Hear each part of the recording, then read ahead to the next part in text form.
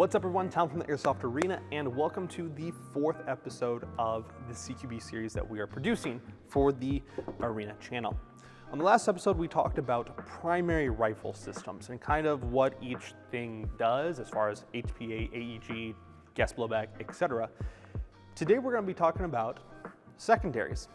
And most often when people talk about having secondaries, so on and so forth, they're usually referring to a pistol-based platform. Now this one is one of my secondary systems. Now, secondaries don't always refer to a pistol. It may be that your secondary is another rifle. It could be a shotgun. It could be a rocket launcher, something like that. Something that is going to be your second go-to when your primary rifle system breaks down. So say for example, you're running this gas blowback AK. You're shooting, something happens. You run out of BBs, you run out of gas, something locks back, something jams, whatever have you. Oh no, it's something that you can't fix right away and someone's pushing in. Let me quick go to my backup, my secondary as you will. Now, it is much harder to run a secondary rifle system with your primary rifle system.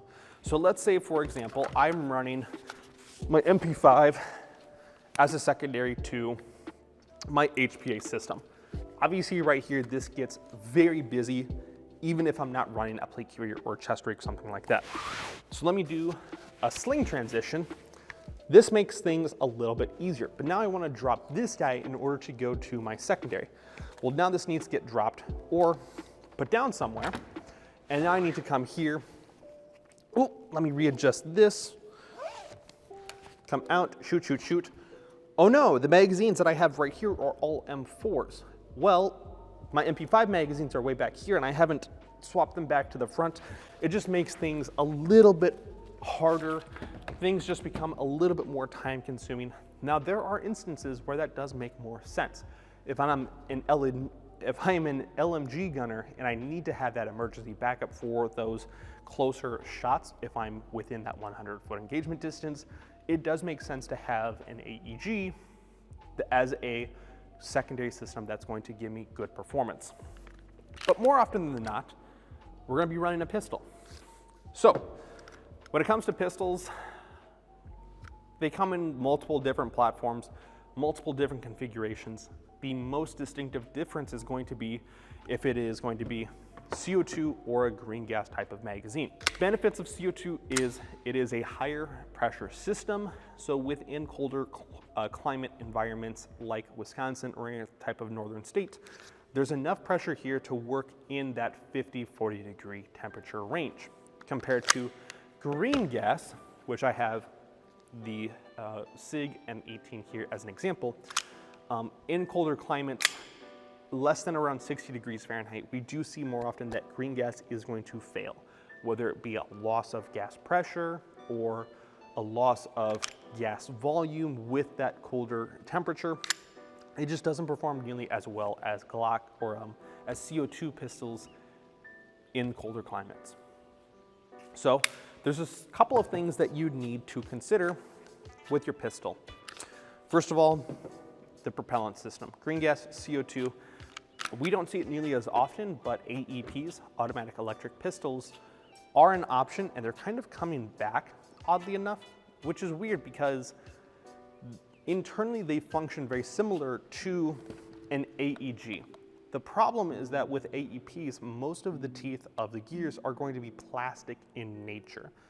And those will strip out and they do fail pretty often, and there's no really good fix in order to get an AEP back working. So you're at a whole new pistol. You got to get something brand new. So at that point, you may as well have bought something that's gas blowback that can disassemble way more easily, that there are more parts and components available towards. Oh no, I pushed backwards and it relocked. So something like this, which can get disassembled, that you can clean, you can maintain, you can replace parts, components, if it's something that is going to break on you. Do your due diligence, just like with primary systems. Do your research. See what players are experiencing as far as immediate use, long-term use, the different builds that a lot of guys are using. Oddly enough, there are guys that are doing HPA builds with pistols. So just like with an HPA rifle system, they are converting the base here in order to run a high pressure air system in order to get that more consistent performance. Now, I've played indoors and outdoors against those HPA pistol builds. Obviously, HPA pistols perform way better indoors, but at that point they become more of a primary system than an actual true secondary. Because secondaries by nature are going to be that immediate backup if something were to fail on you.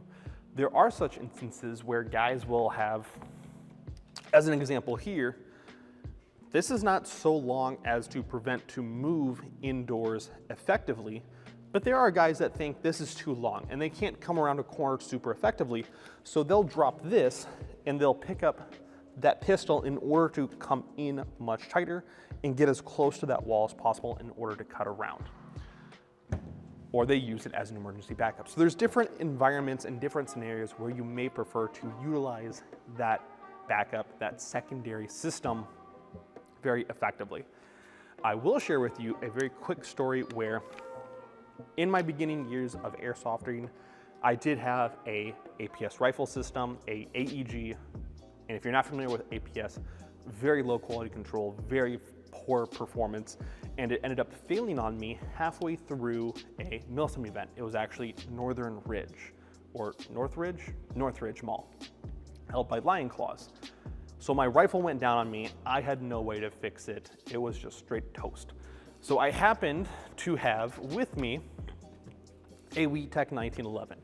And that actually performed. As much shit as I give WeTech pistols, it actually did perform much better than the APS rifle that I was using at the time. So it worked as that emergency backup where my primary had failed and I needed something to continue to move through that environment in order to assist my team. And it also helped just going through those closer quarters of that interior mall system and just being able to move more freely, more effectively. There was a point where I was low crawling against the granite floor in order to go up to a bench.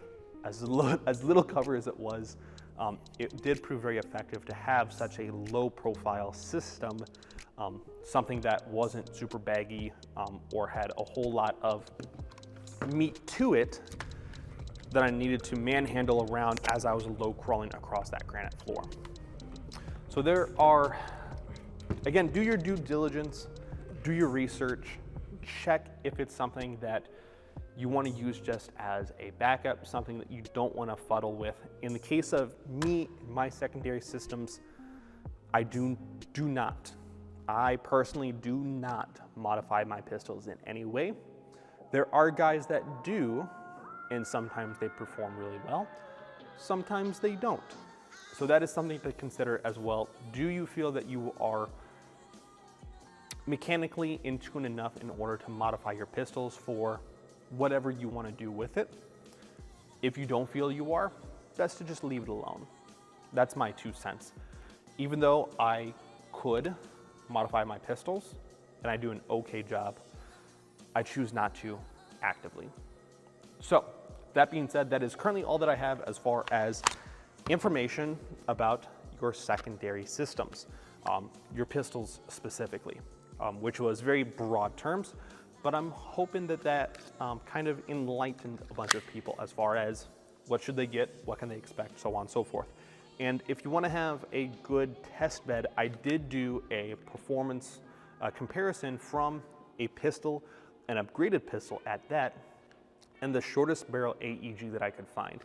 And with the AEGs, they delivered more consistent shots onto a target system than that upgraded pistol. Even with about $500 worth of parts and components in that pistol, it did not perform nearly as well as the bare bones stock AEG. These are all things that need to be considered, balanced and weighed and evaluated by you. So, do your research. I'll see you in the next episode. So with that, you guys take care, stay safe, stay positive. So something like this, which can get disassembled, that you can clean, you can maintain, you can replace parts and components if it's something that is going to break on you. Do your due diligence, Just like with primary systems, do your research. See what players are